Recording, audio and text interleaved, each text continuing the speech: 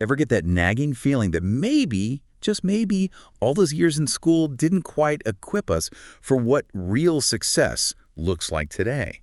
That's exactly what we're diving into in this deep dive. We're dissecting this thought-provoking piece that argues the current education system, with its standardized tests and rigid structure, might not be serving us as well as it could.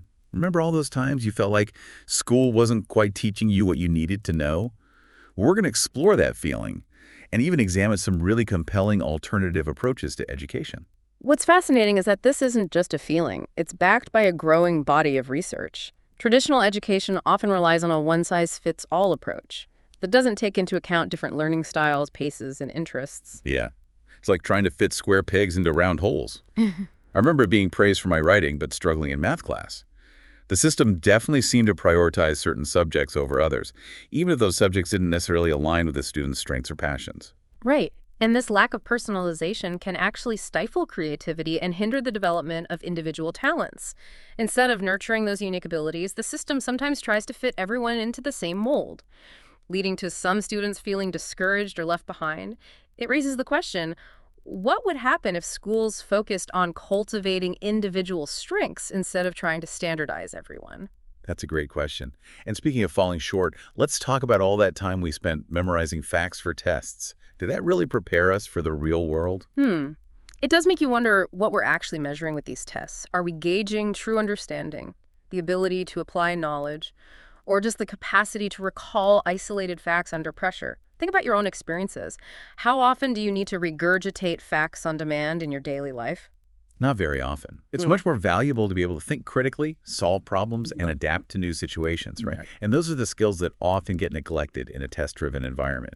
Exactly. It's almost as if we're teaching students how to identify all the parts of a car engine without ever letting them actually get behind the wheel and drive. What a perfect analogy. Yeah. You might have all the knowledge, but can you apply it in a dynamic, real-world setting? And this brings us to another critical point.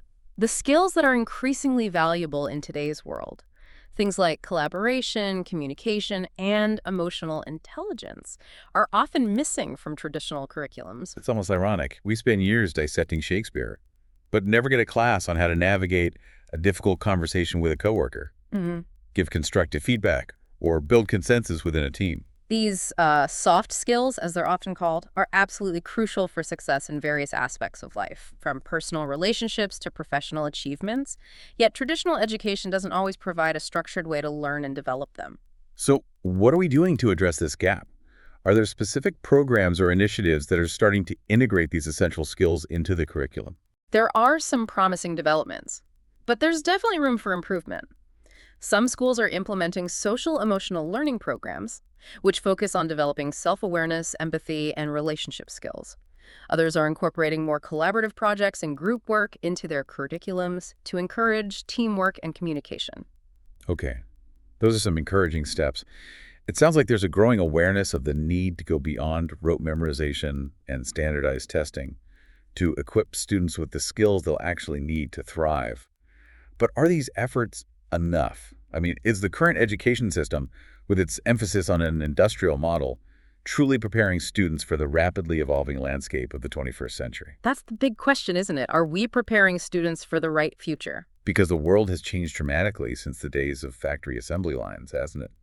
Today's workforce demands creativity, innovation, adaptability, and a whole host of skills that weren't even on the radar a few decades ago. Exactly. And that discrepancy between what's being taught and what's needed in the real world is raising some serious concerns. So what can we do about it? If we were to redesign education from the ground up for today's world, what would that look like? What would be the core values and priorities of this reimagined system? It's a fascinating question to consider. If we were designing an education system from scratch for today's world, I think. That's right. One of the core values would have to be adaptability, the ability to learn, unlearn, and relearn as the world changes around us. Totally. Instead of viewing education as a finite period of knowledge acquisition, what if we embrace it as a lifelong journey of exploration and growth? Precisely. And another key element would be focusing on the development of those soft skills we discussed earlier. Communication, that collaboration, critical thinking, problem solving. and emotional intelligence. These are the skills that enable individuals not only to adapt to new situations, but also to thrive in them. Because it's not just about having the technical skills, right? It's about being able to work effectively with others, Yeah. to communicate ideas clearly, to navigate complex social situations, and to approach challenges with resilience and creativity. Absolutely. And I think this reimagined education system would also prioritize fostering a sense of passion and purpose in students. Instead of just focusing on external achievements, like grades and test scores, we would help students discover what truly excites them, what aligns with their values, and what makes them feel like they're making a meaningful contribution to the world. So instead of asking, did I get an A? Maybe we should be asking, did I learn something that sparked my curiosity? Did I push myself beyond my comfort zone? Did I discover something new about myself and the world around me? Exactly. And that shift in focus Yeah. from external validation to intrinsic motivation is crucial for cultivating a love of learning that extends far beyond the classroom. Because ultimately, isn't that what we want for our students Yeah. and for ourselves? To be lifelong learners, Yeah. to approach life with curiosity, enthusiasm, and a sense of purpose. But shifting gears a bit, let's talk about the elephant in the room, or rather the outdated factory model in the classroom. How do we break free from this industrial era approach to education and create a system that's truly relevant for the 21st century? Well, it requires a multifaceted approach. First, we need to rethink assessment. As we've discussed, standardized tests often fail to capture the full spectrum of a student's abilities and potential. Instead of relying solely on these narrow metrics, we need to explore more authentic and holistic forms of assessment, like project-based learning, portfolio assessments, and performance-based tasks. So instead of just bubbling in answers on a multiple choice test, students could be designing websites, building robots, composing music, creating business plans, or tackling real-world problems through collaborative projects. That sounds way more engaging and relevant. Exactly. And these types of assessments not only provide a more comprehensive picture of a student's skills and knowledge, but they also allow for more personalized learning experiences, recognizing that students learn in different ways and at different paces. Okay, so rethinking assessment is one crucial piece of the puzzle. What other steps do we need to take to modernize the education system? Another critical area is addressing the issue of equity. We need to ensure that all students, regardless of their background, socioeconomic status, or zip code, have access to high-quality educational opportunities. Because even if we have the most innovative curriculum in the world, it won't matter if certain students are systematically disadvantaged from the start due to lack of resources, support, or opportunities. You're absolutely right. We need to be intentional about dismantling those systemic barriers that perpetuate these inequities, whether it's through providing adequate funding for schools in under-resourced communities, addressing implicit biases in the classroom, or creating more inclusive and supportive learning environments for students from diverse backgrounds. It's about recognizing that talent and potential are evenly distributed, but opportunity is not. And it's our responsibility as a society to level the playing field and ensure that all students have the chance to thrive. But let's not forget about the role of technology in this reimagined education system. It has the potential to be a game changer, but only if it's implemented thoughtfully and equitably. I completely agree. Technology can be a powerful tool for personalizing learning, providing access to a wealth of information, and connecting students with experts and peers around the world. It's like having the entire world of knowledge at your fingertips, right? Imagine being able to learn from leading scientists, artists, entrepreneurs, and thought leaders from all over the globe, regardless of your physical location or socioeconomic background. Exactly. But as you mentioned, equitable access is key. We need to make sure that all students have the devices, internet connectivity, and digital literacy skills they need to fully participate in this digitally connected world. Because the digital divide is a very real issue, and we don't want to create a system where some students are zooming ahead with personalized learning plans, while others are stuck in outdated classrooms with limited resources. So it's not just about throwing technology at the problem. It's about ensuring that it's used in a way that bridges those gaps and creates more equitable learning opportunities for all. Precisely. And it's important to remember that technology is a tool, not a solution in itself.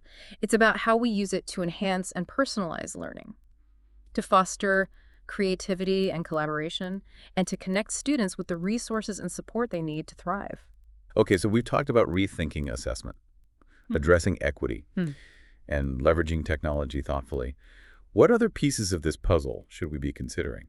as we reimagine education for the future? One area that's gaining increasing attention is the importance of social-emotional learning. Ah, yes. This is something we touched on earlier, but I'm eager to delve a bit deeper.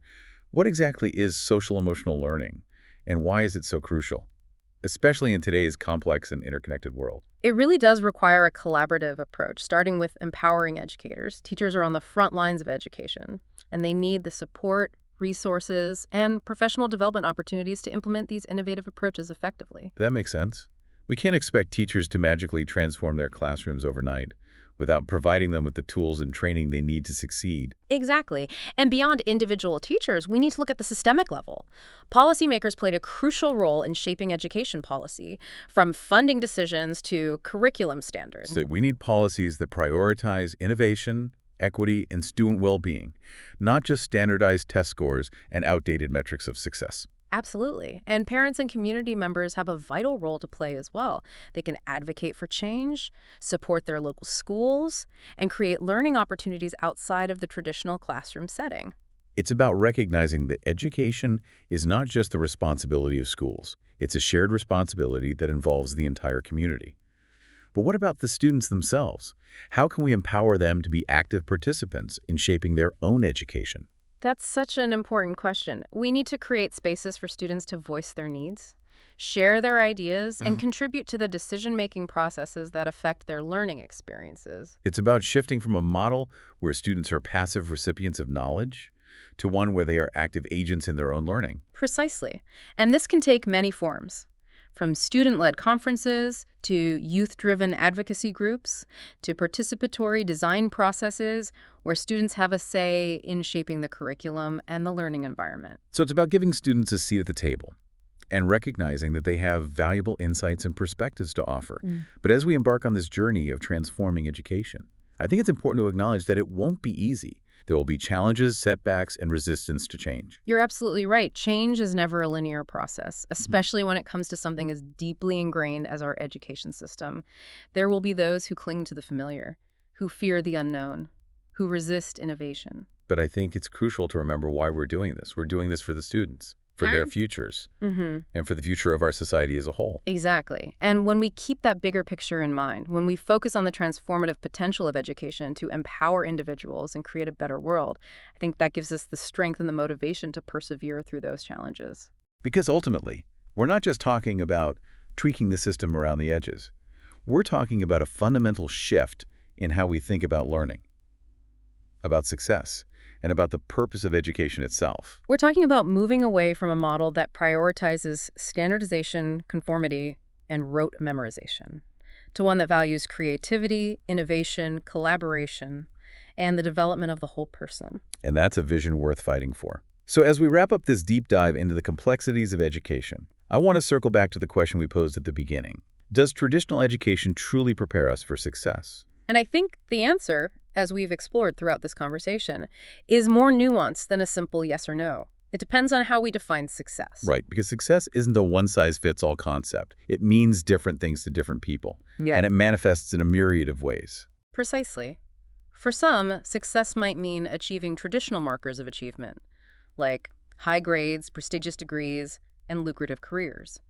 But for others, it might mean pursuing their passions, making a difference in the world, or simply living a life that feels meaningful and fulfilling. And I think that's the beauty of this reimagined vision of education. It recognizes that there are multiple pathways to success, and it empowers individuals to define success on their own terms. It's about recognizing that every student has unique talents, interests, and aspirations.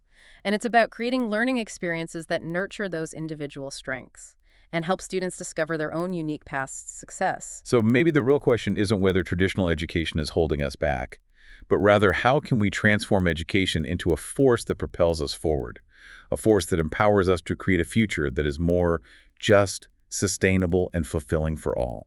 And that's a question that requires all of us to engage in a thoughtful and ongoing dialogue. It requires us to challenge our assumptions, to embrace new ideas, and to work together to create a world where education is truly a transformative force for good. So as we conclude this deep dive, I encourage you to reflect on what you've heard today. Think about your own educational experiences, both the positive and the challenging ones, Consider what success means to you and how you can continue to learn and grow throughout your life. And most importantly, ask yourself what role you can play in shaping the future of education, not just for yourself, but for future generations. Because the journey of learning is never truly over. It's an ongoing adventure, filled with discovery, growth, and endless possibilities. And as we navigate this ever-evolving landscape of education, let's hold on to a sense of hope, a belief in the power of human potential, and a commitment to creating a world where everyone has the opportunity to thrive. Until next time, fellow deep divers, keep exploring, keep learning, and keep striving to make a positive impact